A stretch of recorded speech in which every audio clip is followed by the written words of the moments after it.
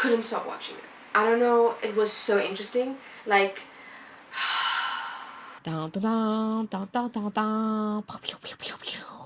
let's get straight into it. The Silent Sea.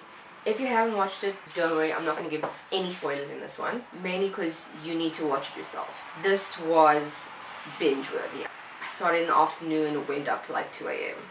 I couldn't stop watching it. I was in love. It's a Korean sci-fi that's sort of based on the scarcity of water, so the countries are going to other planets. This one being mainly the moon. Is the planet a moon? I actually don't know what like justifies a planet, because I know like Pluto is a dwarf planet. But basically the Koreans are on a moon. The one element that they obviously did was cliffhangers, but it wasn't heavy cliffhangers. It wasn't like they left you on a what's gonna happen next. It was more of like, I'm so intrigued about the story, I just want to know what's gonna happen next. That's what was going on. That's what I enjoyed. So the acting was really incredible. Like, there wasn't one weak sort of person or individual that sort of brought it down. I just think that was an amazing cast. At the back of my head, like, yes, I was like, a lot of this is just like 8 cast members, so budget wise y'all scored, but that's obviously based on the script. Every cast member was just completely outstanding. Even the smaller roles, it packed a punch. I think why I also really enjoyed it was the concept. It was sort of like a play on water of scarcity versus abundance, and you know, sometimes having too much of something is obviously bad, and also having too little of something is also bad. So there was that great play on like water, which to me at least was like original. The whole like scarcity versus abundance on water. It's not original, you know, always running out of water.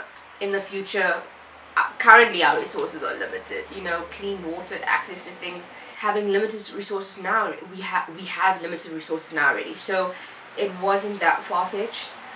And I think that was also the really scary thing, because for the set design, the ships and everything on like the space part of the series looked absolutely beautiful. I absolutely adored it. It was so beautifully done.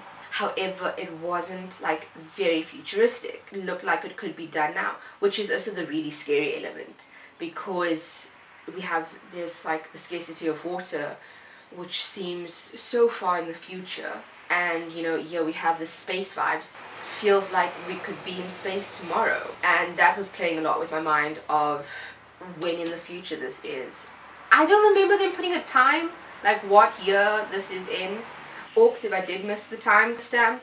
So for me, I really didn't know when this was playing, and like trying to decipher that from the situation they were in, and the set design screwed me over completely, because it was like, this could be happening tomorrow, but realistically it can't.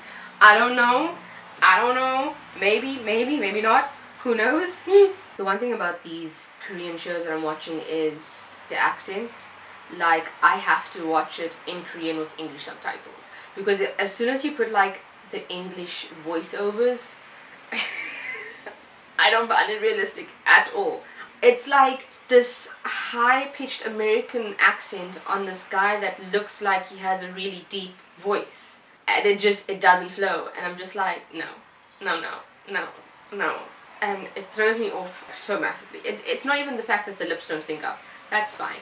So I watched in Korean with like English subtitles. I don't know what you prefer. Let me know down in the comments if you prefer like English voiceovers or like English subs. If you really like this, don't forget to comment, or you can just watch this one over here.